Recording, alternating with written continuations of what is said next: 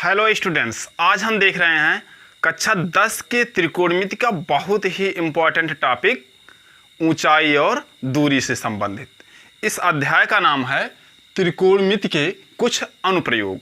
जो स्टूडेंट्स अपने टीचर्स को यह पूछ कर परेशान कर दिए थे कि सर हमने जोड़ घटाव गुणा भाग सीख लिया, इसका व्यवहारिक जीवन में तो उपयोग है, लेकिन sign theta, cos theta, tan theta, अदरक लहसुन, इन सब का उपयोग कहाँ है?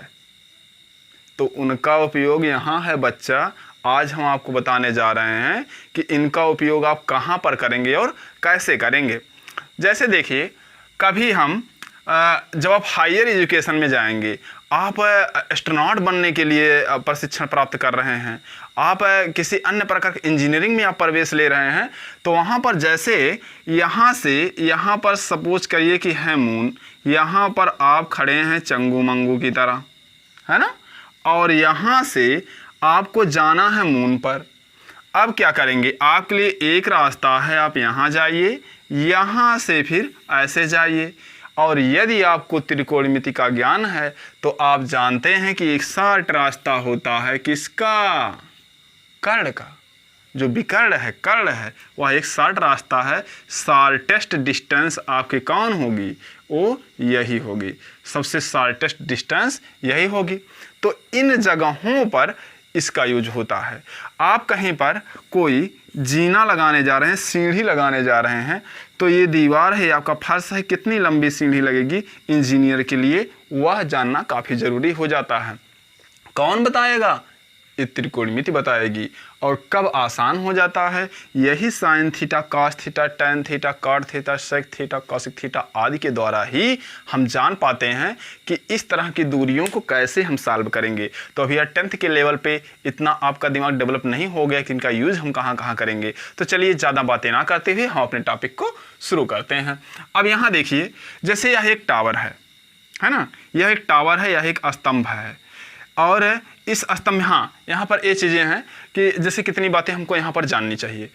त्रिकोणमिति के अनुप्रयोग को पढ़ने से पहले आपके जो टॉपिक का बात है, टॉपिक की जो मेन फैक्ट बात है, उसको समझ लेना बहुत ज़रूरी है कि यहाँ पर हम कितनी चीज़ों को पढ़ेंगे।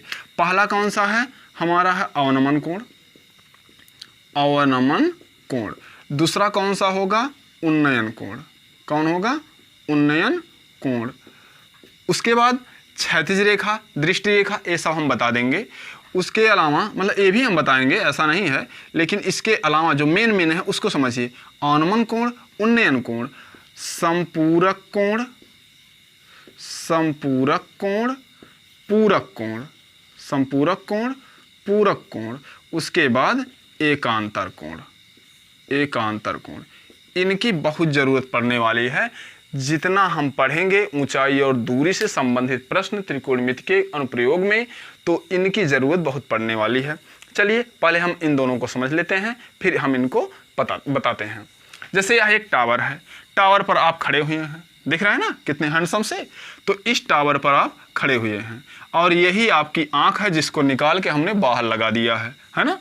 अब ये आपकी आँख है, आपकी आँख देख रही है, तो आपकी आँख से ऐसे सीधे धरातल से ऐसे सीधे जो रेखा जाती है उसे बोलते हैं क्षैतिज रेखा, हॉरिजॉन्टल लाइन। और उसके बाद आपके इस टावर के नीचे एक नदी है या तालाब है, उसमें एक बड़ी सी मछली है।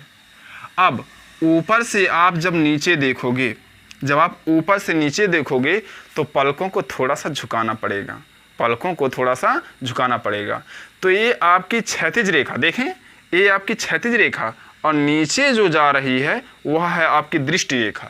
तो क्षैतिज रेखा और दृष्टि रेखा के बीच बनने वाले कोण को अवनमन कोण कहते हैं।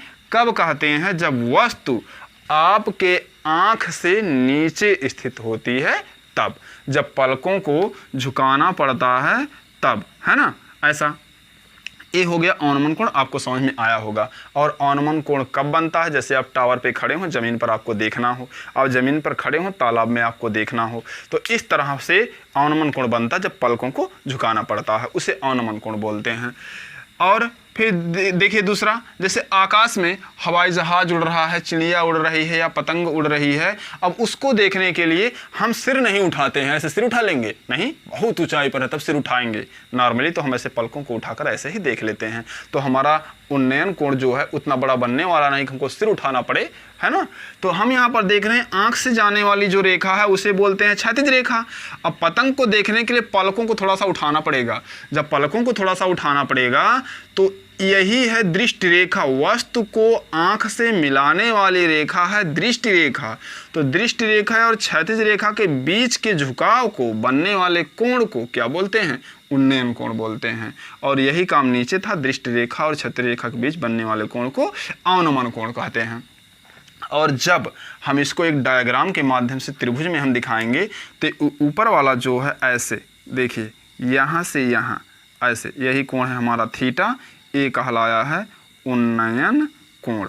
अब जो उन्नयन कोण है, हमारी आँख जो यहीं पर है ये लगी हुई है, वो आँख हमारी देख रही है, तो हम ऊंचाई पर जब देखेंगे तो ये होगा हमारा उन्नयन कोण। और जब दूसरा डायग्राम हम देख रहे हैं, यहाँ से ये ऐसे ऐसे बनेगा, ऐसे। अब हमारी आँख यहाँ है और हम नज़रों को थोड़ा सा झुका कर देख रहे हैं, तो क्या होगा? ये जो है पलकों को झुकाने पर ये जो कोण बन रहा है वह हमारा क्या होगा? अवनमन कोण होगा। कैसा कोण होगा? अवनमन कोण। ये हो गया, समझ में आपको आ गया होगा। जब नीचे स्थित वस्तु को देखेंगे तो अवनमन कोण, ऊपर स्थित वस्तु को देखेंगे तो उन्नयन कोण। अब ये दोनों पढ़ चुके। दूसरा है समपूरक कोण।